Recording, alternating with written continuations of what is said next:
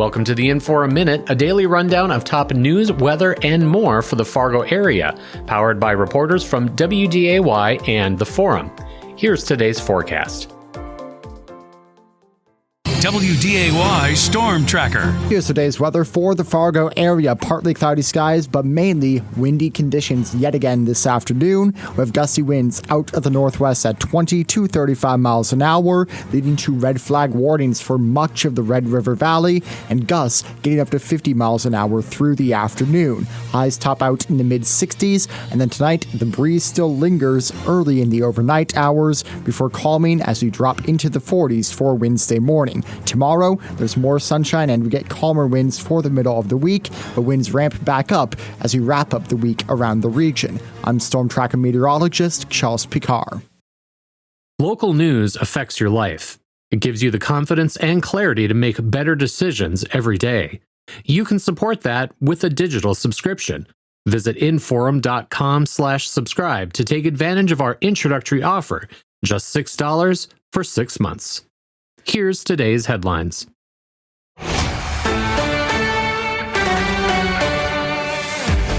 Hi, everyone. It is Tuesday, May 12th. With your InForum Minute, I'm Lisa Bedeau. A fire in an apartment parking lot spread to 4 vehicles and construction equipment this morning. The call came in shortly after 5 a.m. at a parking lot on 11th Street South between NP Avenue and 1st Avenue North. Fargo Fire Battalion Chief Jason Ness says the call was initially for a single vehicle on fire. When firefighters got there, they found 4 vehicles on fire, along with some construction equipment. 3 vehicles appear to be a total loss. 1 vehicle has minor damage but can still be driven. Ness says high winds probably factored into the fire's spread.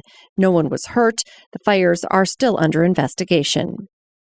The man charged in a shooting outside a local middle school last month is in court today for a bond hearing. Garmanu Wiles is accused of shooting a fellow construction worker in the hand in the parking lot of Heritage Middle School in Horace. He's facing 5 charges, including attempted murder. Investigators say the shooting happened just 60 yards from a classroom, and children inside the school witnessed it. The Moorhead City Council is putting an end to the discussion on regulating how the city interacts with federal immigration enforcement. The council considered creating a separation ordinance which would have limited the city's interactions with immigration agents. Council members Heather Nessemeyer and Emily Moore asked for the topic to be put on the agenda. Council members ended up voting 4-4 to stop the talks, with Mayor Carlson breaking the tie.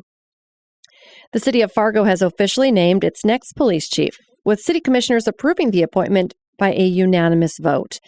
Interim Police Chief Travis Stefanowicz was the only remaining candidate after last week's interview process, following the close of applications the week before. This week is National Police Week, and across North Dakota, fallen officers are being honored in a very visible way. The state is dedicating the new Fallen Peace Officers Memorial Highway along Highway 200, which stretches from Montana to Minnesota. The route was chosen because it passes through several communities that lost officers in the line of duty. That includes Mercer County Deputy Paul Martin, who helped inspire the creation of the highway. Fallen officers will be honored with dedicated mileposts along the route. Deputy Martin is at milepost 146. West Fargo Lieutenant Adam Gustafson is 305. Grand Forks Officer Cody Holte is 407. Fargo Officer Jason Mosier is 413, and the final milepost before the Minnesota state line honors Officer Jake Wallin. The Moorhead City Council approved safety improvements at an intersection where a 9-year-old boy died last summer on his bike. A roundabout will be built at the intersection of 40th Avenue and 14th Street South. The city engineer presented a plan to also remove right-hand turn lanes, install street beacons that light up when a pedestrian needs to cross, and add a median near 10th Street. Work is expected to begin at the end of this month and must be completed by the end of August. Tonight, another chance to hear from the candidates for Fargo City Commission. The Fargo-Moorhead West Fargo Chamber of Commerce is hosting the candidates' second debate. Questions will be focused on issues impacting the business community in the broader Fargo region. 6 of the 8 candidates are expected to be at the debate. It's set to go from 5 to 6:30 tonight at City Hall.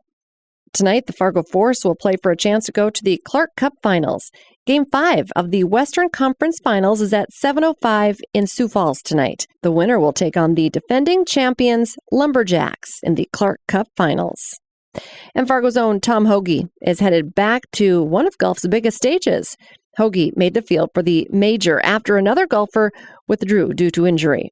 The tournament starts on Thursday. We'll find out what time Hoagie tees off in round 1 later today. With your InForum Minute, for WDAY TV News, I'm Lisa Badeau.